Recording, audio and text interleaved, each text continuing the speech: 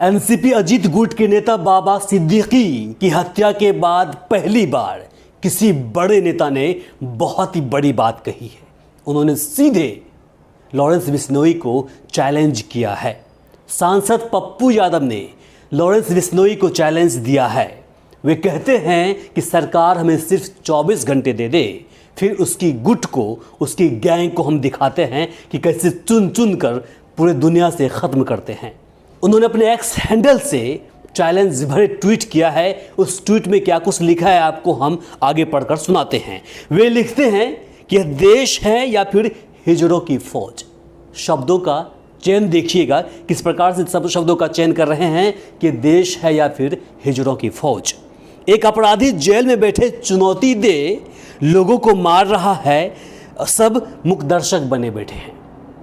आगे लिखते हैं, कभी मूसेवाला, कभी करनी सेना के मुखिया, अब एक उद्योगपति राजनेता को मरवा डाला। इसके बाद देखिए क्या लिखते हैं, कानून अनुमति दे तो 24 घंटे में इस लॉरेंस बिश्नोई को, जैसे 2 टके के अपराधी के पूरे नेटवर्क को खत्म कर दूंगा।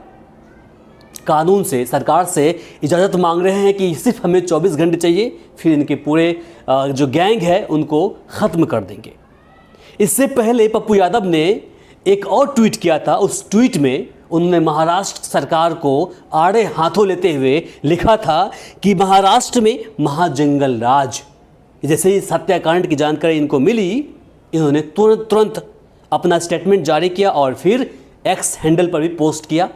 एक्स हैंडल पर क्या कुछ पोस्ट किया हम फिर से सुनाते हैं आपको कि महाराष्ट्र में महाजंगल राज, वाइस सिक्योरिटी सुरक्षा में सरकार समर्थक पूर्व मंत्री बाबा सिद्दीकी जी की हत्या, इसका शर्मनाक प्रमाण। आगे लिखते हैं, बिहार के बेटे बाबा सिद्दीकी की हत्या अत्यंत दुखद है।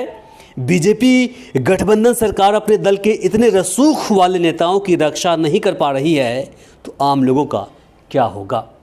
इस ट्वीट में जिस प्रकार से इन्होंने लिखा है कि वाइस सिक्योरिटी सुरक्षा प्राप्त बाबा सिद्दीकी को एक गैंग मार देते हैं, तो फिर सरकार में रहने से क्या फ़ायदा। अब आपको बता दें कि बाबा सिद्दीकी एनसीपी अजीत गुट के नेता हैं।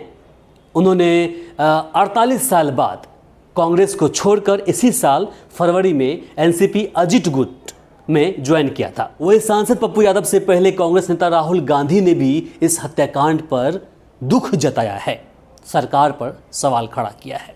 इससे पहले अजीत पवार ने भी इस दुखद घटना पर, शॉकिंग दुखद घटना पर अपनी नाराज़गी जाहिर की है।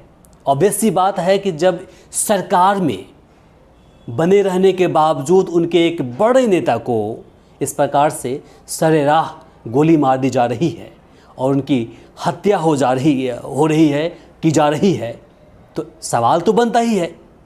अब आपको बताते हैं कि आखिर ये बाबा सिद्दीकी कौन है, इनका राजनीतिक इतिहास क्या है, इसे भी आप जान लीजिए।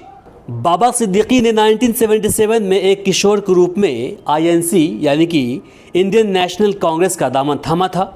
इस दौरान उन्होंने विभिन्न छात्र आंदोलनों में भाग लिया।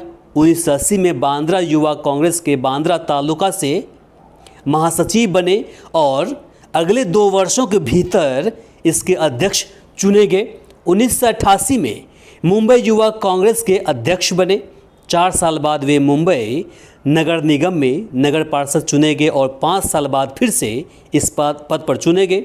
1999 में पहली बार बांद्रा पश्चिम विधानसभा क्षेत्र से विधायक बने। उसके बाद 2004 और 2009 में भी वे लगातार 2 बार चुने गए, यानी कि कुल मिलाकर 3 बार 15 साल तक लगातार वे विधायक रहे। इसके बाद 2004 से 2008 के दौरान खाद्य एवं नागरिक आपूर्ति, श्रम और एफडीए राज्य मंत्री के रूप में पद संभाली। सिद्दीकी को महाराष्ट्र सरकार द्वारा महारा मुंबई बोर्ड का अध्यक्ष भी नियुक्त किया गया। 8 फरवरी 2024 को भारतीय राष्ट्रीय कांग्रेस की प्राथमिक सदस्यता से इस्तीफा दे दिया और फिर वे एनसीपी अजीत गुट में शामिल हो गए। बाबा सिद्दीकी को लेकर के कहा जा रहा है कि उनका बॉलीवुड में रसूख है।